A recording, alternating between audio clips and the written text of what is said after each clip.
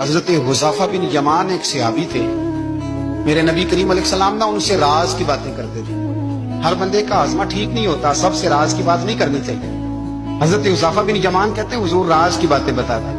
مدینہ منورہ میں جو منافقین تھے ان کی لسٹ بھی نبی پاک نے حضرت حذیفہ بن یمان کو دی تھی۔ جب کوئی مشکوک آدمی مر جاتا نا تو صحابہ کہتے ہیں ہم دیکھتے اگر حضرت حذیفہ نے جنازہ پڑھا ہے تو ہم بھی جنازہ پڑھ لیتے۔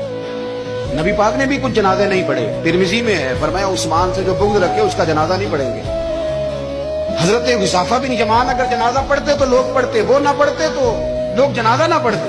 حضرت حذیفہ بن یمان کہتے ہیں جناب عمر فاروق کی خلافت کے آخری ایام تھے، کچھ دنوں کے بعد وہ شہید ہو گئے۔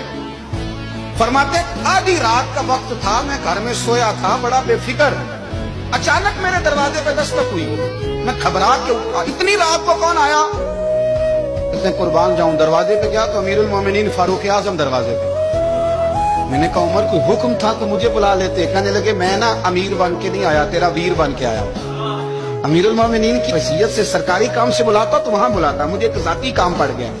کہتے میں نے عمر کو گھر کی اندر بلا کے چارپائی پہ بٹھایا، میں نے کہا حضور میں غریب آدمی، میں کیا آپ کے کام آ سکتا ہوں؟ تو کہتے انہوں نے نا مجھے ساتھ بٹھا لیا، پھر میرا ہاتھ پکڑ لیا، کہنے لگے تو عمر کو جانتا ہے؟ عمر جھوٹ نہیں بولتا، تو جانتا ہے عمر وعدوں کا پکا ہے؟ کہا حضور جانتا ہوں، اس وقت آیا ہوں جب دیکھ بھی کوئی نہیں رہا۔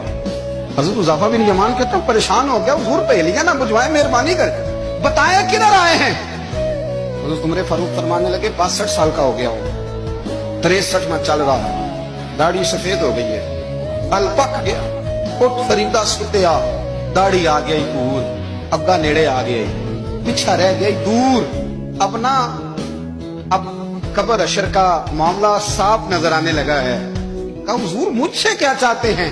حضرت عمر رو پڑے، کہنے لگے آج میں عشاء کے بعد نکلا ہوں تو نبی پاک کے صحابہ مجھے نیک کہہ رہے تھے، پھر میں نے بچوں کی ماں سے اور بچوں سے بھی پوچھا ہے، وہ بھی مجھ سے راضی ہیں۔ اور حذیفہ تیرے ساتھ نبی پاک راز کی باتیں کرتے تھے، سچ بتا کہیں عمر کا نام منافقوں میں شامل تو نہیں؟ سچ بتا ان منافقین میں تو شامل نہیں، کہیں اوپر سے تو نہیں سارا کچھ؟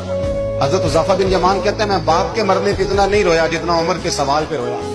میں قدموں میں بیٹھ گیا، میں نے کہا نہیں عمر یہ تو میں نے نہیں سنا، لیکن یہ میں نے نبی پاک سے ضرور سنا ہے کہ میرے بعد اگر کوئی نبی ہوتا تو عمر ابن خطاب ہوتا۔ یہ میں نے اپنے کانوں سے سنا ہے کہ عمر جس گلی سے گزرے شیطان راستہ بدل جاتا ہے۔ یہ میں نے اپنے کانوں سے سنا ہے کہ 950 سال حضرت جبریل جناب عمر کی شان بیان کریں تو پھر بھی بیان نہیں ہو سکتا۔